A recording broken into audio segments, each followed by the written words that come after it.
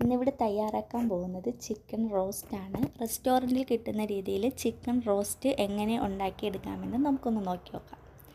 അതിനുവേണ്ടി ഞാനൊരു പാത്രം അടുപ്പത്ത് വെച്ചിട്ടുണ്ട്. അതിലേക്ക് 2 ടേബിൾ സ്പൂൺ ഓയിൽ ഒഴിച്ചു കൊടുക്കുന്നുണ്ട്. ഓയിൽ ഒഴിച്ചതിന് ശേഷം നമ്മൾ അത് ഒന്ന് തിളയ്ക്കാൻ വേണ്ടി വെക്കുന്നുണ്ട്. ഒന്ന് ചൂടാകാൻ വേണ്ടിയിട്ട് ഓയിൽ നന്നായിട്ട് ചൂടാകുന്നുണ്ട്. അതിനുശേഷം നമ്മളിതിലേക്ക് ഇഞ്ചി, വെളുത്തുള്ളി, പച്ചമുളക് എന്നിവ ചതച്ച് ചേർത്ത് കൊടുക്കുന്നുണ്ട്.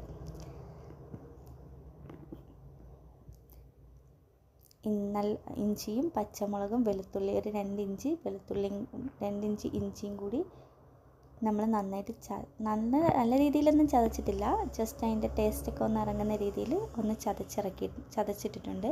എന്നിട്ട് നമ്മൾ ചെയ്യുന്നത് ഇത് നന്നായിട്ടൊന്ന് ഇളക്കി കൊടുക്കുന്നുണ്ട്. ഇതിൻ്റെ പച്ച മണമൊക്കെ ഒന്ന് മാറി കിട്ടുന്നതിന് വേണ്ടിയിട്ടാണ് ചെയ്യുന്നത്. അതിനുശേഷം ഞാൻ അരിഞ്ഞു വെച്ചിരിക്കുന്ന 3 സവാള ഇതിലേക്ക് ചേർത്ത് കൊടുക്കുന്നുണ്ട്. ചെറുതായിട്ട് അരിഞ്ഞ 3 സവാളയാണ് ഇതിലേക്ക് ചേർത്ത് കൊടുക്കുന്നത്. ഇനി സവാള ഇതിൽ കൂടെ കിടന്ന് നന്നായിട്ട് വേവണം. പിന്നെ തീ ഒന്ന് മിഡിലായിട്ട് വെച്ച് കൊടുത്തു കഴിഞ്ഞാൽ നമുക്ക് നന്നായിട്ട് ഇതൊന്ന് വേവിച്ചെടുക്കാൻ വേണ്ടി സാധിക്കും. ഉള്ളി നന്നായിട്ട് വേവും. മറ്റത് കൂടുതൽ തീ നന്നായിട്ട് കൂട്ടി വെച്ചാൽ പെട്ടെന്ന് കരിഞ്ഞാൻ ചാൻസ് ഉണ്ട്. ഇതിങ്ങനെ വെച്ച് കൊടുക്കുമ്പോൾ തീ നന്നായിട്ട് ഈ തീയിൽ കിടന്നിട്ട് തന്നെ നന്നായിട്ട് സവാള നന്നായിട്ട് വെന്ത് നല്ല കളറിൽ കിട്ടും.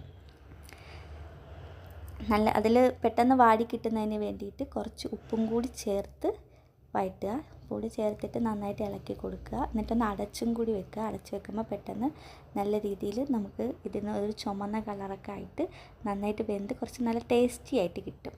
ഓക്കെ, എന്നിട്ട് ഇതിലേക്ക് നമ്മളിനി അടുത്തത് ആഡ് ചെയ്ത് കൊടുക്കുന്ന കുറച്ച് കറിവേപ്പിലയാണ്. കറിവേപ്പില നല്ല മണവും കിട്ടുന്നതിന് വേണ്ടിയിട്ടും ആണ് കറിവേപ്പില ചേർത്ത് കൊടുക്കുന്നത്. ഇപ്പോൾ ഇതാ ഉള്ളി നന്നായിട്ട് വെന്തിട്ടുണ്ട്. ഉള്ളിയുടെ കളറൊക്കെ മാറി നല്ല രീതിയിൽ വെന്ത് കിട്ടിയിട്ടുണ്ട്. കാണുമ്പോൾ തന്നെ അറിയാം നന്നായിട്ട് വെന്ത് അതൊന്ന് ഉടഞ്ഞിട്ടുണ്ട്. അതിൻ്റെയൊക്കെ നമ്മൾ ഒരു 1/4 ടീസ്പൂൺ മഞ്ഞൾപ്പൊടിയാണ് ചേർത്ത് കൊടുത്തേക്കുന്നത്. അതും അതിൻ്റെ പച്ചമുളകൊക്കെ മാറാൻ വേണ്ടി വഴറ്റി മഞ്ഞൾ എല്ലാ സ്ഥലത്തും പിടിക്കുന്നതിന് വേണ്ടിയിട്ട് ഒന്ന് ഇളക്കി കൊടുക്കുന്നുണ്ട്. നന്നായിട്ടൊന്ന് ഇളക്കി മഞ്ഞളിൻ്റെ ഇതൊന്നും പിടിച്ചിരിക്കാത്ത രീതിയിൽ നന്നായിട്ട് ഇളക്കി കൊടുത്തിട്ടുണ്ട്. ഇളക്കി നന്നായിട്ട് 2 മിനിറ്റ് ഇളക്കി. ഇനി നമ്മളിതിലേക്ക് ചേർക്കുന്നത് 1 ടേബിൾ സ്പൂൺ മുളക് പൊടിയും 1/2 ടീസ്പൂൺ മല്ലിപ്പൊടി കുറച്ച് ചേർക്കുന്നുണ്ട്. മല്ലിപ്പൊടിയും 2 ടീസ്പൂൺ അളവിൽ കാശ്മീരി മുളക് പൊടിയാണ് ചേർക്കുന്നത്.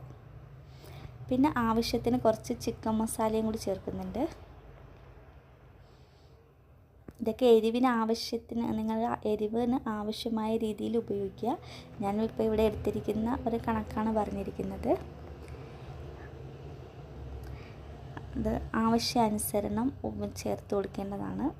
ഇനി ഇതിലേക്ക് നമ്മൾ ചേർത്ത് കൊടുക്കുന്നത് ചിക്കൻ മസാലയും ആവശ്യത്തിന്, അതായത് അതിന് ഞാൻ ഒരു ടേസ്റ്റും മണമൊക്കെ കിട്ടുന്നതിന് വേണ്ടിയിട്ട് ചേർത്തേക്കുന്നതാണ്. അതും ആവശ്യമുള്ളവർ ചേർത്താൽ മതി, ഇല്ലെങ്കിൽ ഗരം മസാലപ്പൊടി ചേർത്താൽ മതി.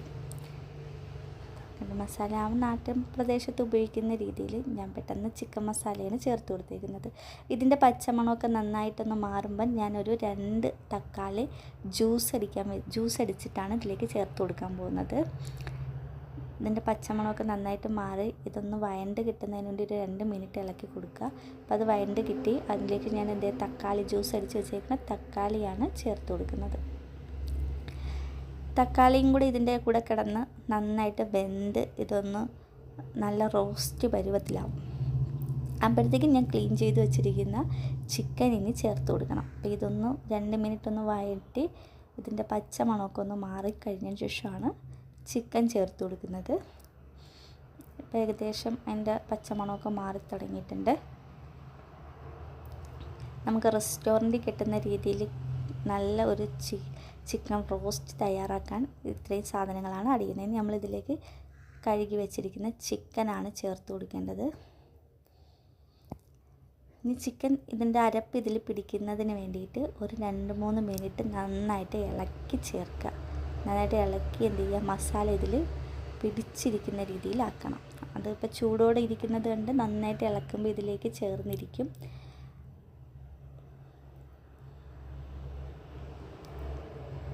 ഇതിൽ ഞാൻ എടുത്തിരിക്കുന്ന ബോൺലെസ് പീസിനേക്കാൾ കൂടുതൽ എല്ലുള്ള പീസാണ് ഞാൻ കൂടുതൽ എടുത്തിരിക്കുന്നത്. കാരണം എല്ലുള്ള ഗ്രേവിക്കൊക്കെ നല്ല ടേസ്റ്റ് കൂടുതൽ കിട്ടുന്നത് എല്ല് പീസാണ്.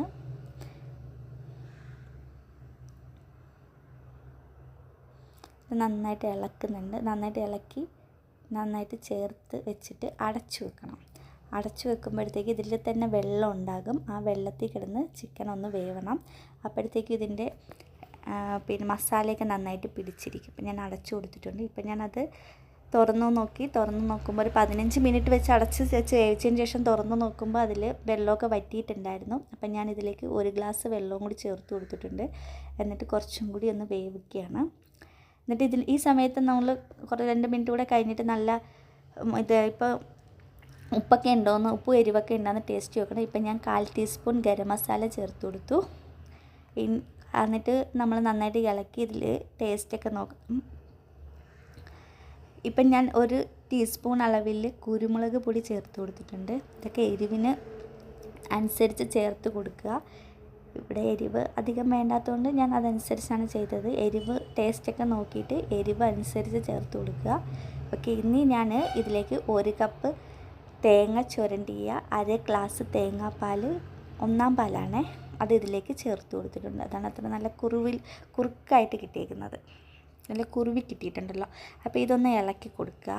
തേങ്ങാപ്പാൽ ഉപയോഗിച്ച് കഴിഞ്ഞാൽ അധികം തിളപ്പിക്കാൻ പാടില്ല. ഇതൊന്ന് നന്നായിട്ട് ഇളക്കി കൊടുക്കുക. ആ സമയത്ത് തീ നല്ല രീതിയിൽ കുറച്ച് വെക്കുക. ഓക്കെ, ഇപ്പോൾ ഞാൻ റെസ്റ്റോറൻറ്റ് രീതിയിലുണ്ടാക്കിയ ഒരു ചിക്കൻ റോസ്റ്റ് ഇവിടെ റെഡിയായി കഴിഞ്ഞിരിക്കുന്നു.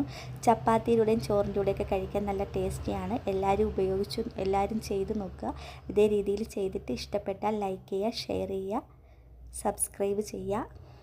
ഓക്കെ, എല്ലാവരും ട്രൈ ചെയ്ത് നോക്കിയിട്ട് അഭിപ്രായം പറയണേ.